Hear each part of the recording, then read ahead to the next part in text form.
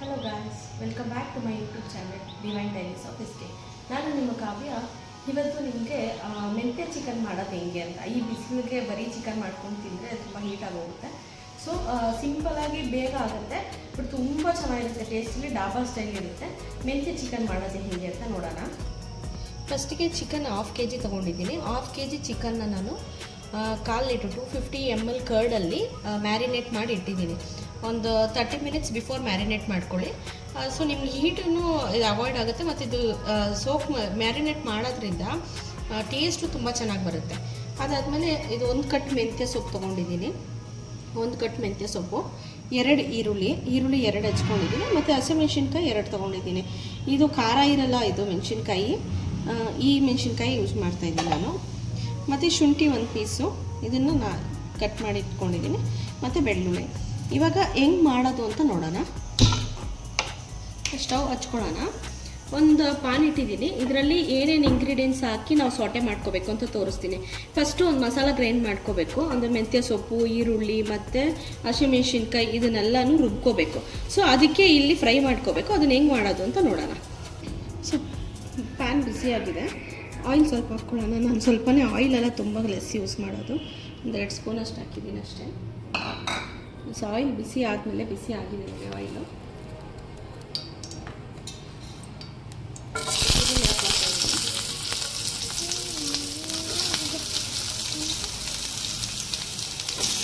ಈರುಳ್ಳಿ, ಶುಂಠಿ, ಹಸಿಮೆಣಸಿನ್ಕಾಯಿ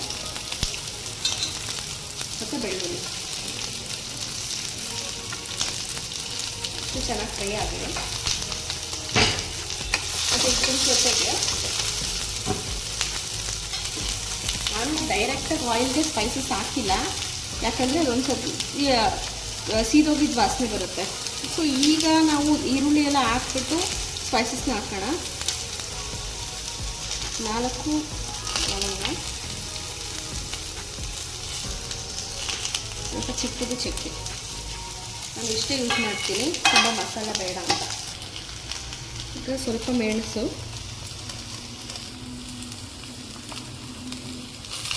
ಜೀರಿಗೆ 1 ಸ್ಪೂನಷ್ಟು ಯೂಸ್ ಮಾಡ್ತಾರೆ. ಸೋಂಪು ನೀವು ಬೇಕಿದ್ರೆ ನೀವು ಯೂಸ್ ಮಾಡ್ಬೋದು, ಬಟ್ ನಾನು ಇದಕ್ಕೆ ಯೂಸ್ ಮಾಡ್ತಾಯಿದ್ದೆ ನಾನು.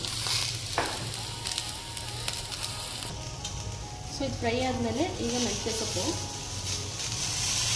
ಅದು ಆನಿಯನ್ ಸ್ವಲ್ಪ ಸ್ಮೆಲ್ ಹೋಗೋಕ್ಕಂತ ಫ್ರೈ ಮಾಡ್ಕೊಂಡ್ರೆ ಸಾಕು. ತುಂಬ ಬ್ರೌನಿಶ್ ಆಗಿ ಸಾಟೆ ಮಾಡೋಕ್ಕೆ ಹೋಗ್ಬೇಡಿ, ಅದು ಸ್ವೀಟ್ ಆಗೋಗ್ಬಿಟ್ಟೆ.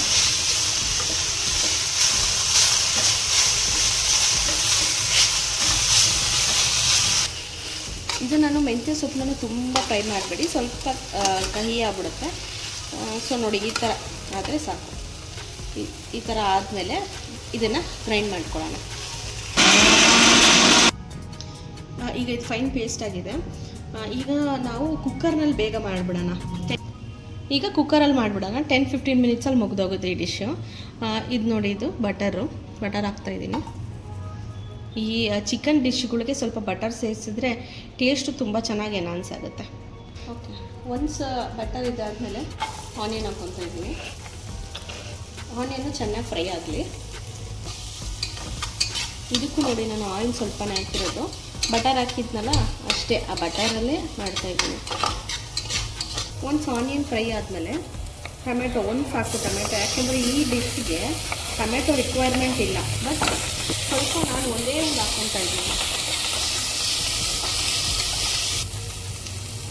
ಸೊ ಈ ಥರ ಸ್ವಲ್ಪ ಸಾಟೆ ಆದಮೇಲೆ ಇದಕ್ಕೆ ನಾನು ಸಾಲ್ಟ್ ಹಾಕ್ಕೊತಾ ಇದ್ದೀನಿ. ನಾನು ಚಿಕನ್ ಮ್ಯಾರಿನೇಟ್ ಮಾಡಿದ್ದೆನಲ್ಲ, ಅದಕ್ಕೂ ಸಾಲ್ಟ್ ಹಾಕಿಲ್ಲ. ಸೊ ಇದನ್ನ ನನ್ನ ಕೈಯಲ್ತಲೇ ಹಾಕಿ ರೂಢಿ.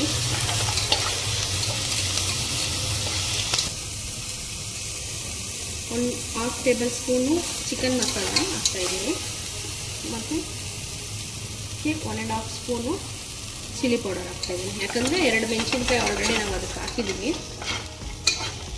ಸೊ ಇದಾದಮೇಲೆ ನಾನು ಚಿಕನ್ ಹಾಕ್ಕೊತಾ ಇದ್ದೀನಿ.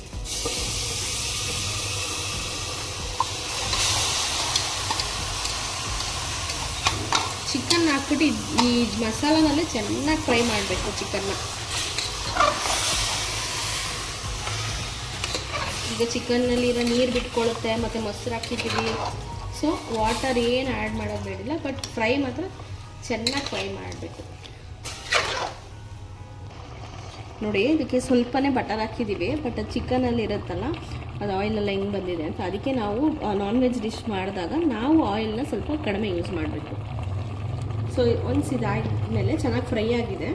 ಇವಾಗ ಈ ಪೇಸ್ಟ್ನ ಹಾಕ್ಕೊಂಡಿದ್ದೀನಿ, ಈ ರುಬ್ಬಿದ್ದೀನಲ್ಲ ಈ ಪೇಸ್ಟ್ನ, ಮೆಂತ್ಯ ಸೊಪ್ಪೆಲ್ಲ ನಾವು ಫ್ರೈ ಮಾಡಿ ಇಟ್ಕೊಂಡಿದ್ವಲ್ಲ ಆ ಪೇಸ್ಟ್ನ ಹಾಕ್ಕೊಳ್ತಾ ಇದ್ದೀನಿ. ಇವಾಗ ನೋಡಿ ಚೆನ್ನಾಗಿ ಮಿಕ್ಸ್ ಮಾಡ್ಕೋಬೇಕು.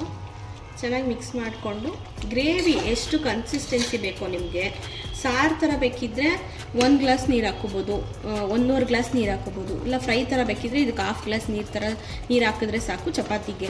ಇನ್ನು ಅನ್ನಕ್ಕೆಲ್ಲ ಬೇಕಾದರೆ 1.5 ಗ್ಲಾಸ್ ನೀರು ಹಾಕ್ಕೊಳ್ಳಿ. ಎಲ್ಲದಕ್ಕೂ ಚೆನ್ನಾಗಿರುತ್ತೆ, ಮುದ್ದೆ, ಚಪಾತಿ, ಅನ್ನ ಎಲ್ಲದಕ್ಕೂ ತುಂಬ ಚೆನ್ನಾಗಿರುತ್ತೆ.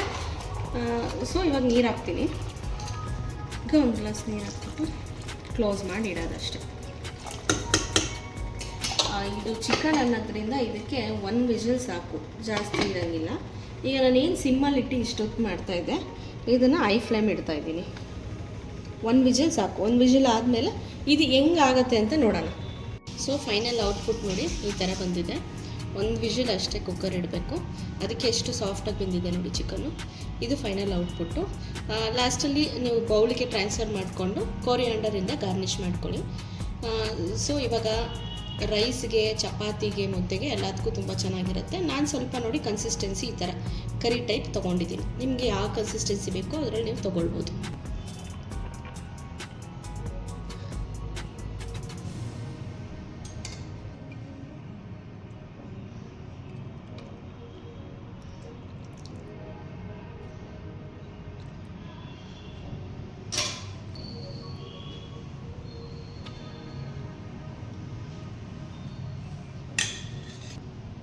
ಟೇಸ್ಟ್ ಮಾಡಿ ನೋಡಿ ರೆಸಿಪಿ ಹೆಂಗಿದೆ ಅಂತ ಕಮೆಂಟಲ್ಲಿ ಮೆನ್ಷನ್ ಮಾಡಿ, ಹೇಗೆ ಬಂತು ನಿಮಗೆ ಅಂತ. ಲೈಕ್ ಮಾಡಿ, ಶೇರ್ ಮಾಡಿ, ಸಬ್ಸ್ಕ್ರೈಬ್ ಮಾಡಿ. Thank you. ನಾನು ನಿಮ್ಮ Kavya, Divine Diaries of S K.